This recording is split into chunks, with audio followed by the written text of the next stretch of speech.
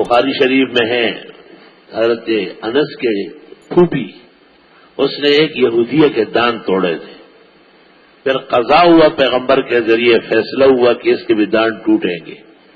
حضرت انس کے چچا نضر ابن انس نے کہا کہ نہیں، میری بہن کے دان نہ توڑے۔ آپ نے کہا کتاب اللہ السن بالسن۔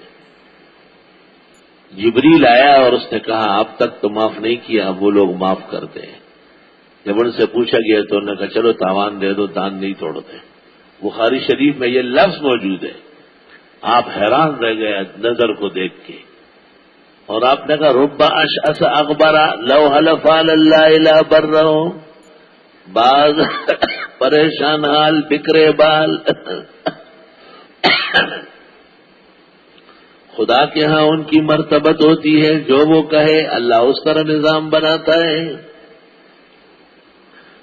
یہ احادیث میں محل کرامات ہے، آیات بینات کے اندر ہم اس کو عجائب و شان کہتے ہیں۔ جزاک اللہ خیر۔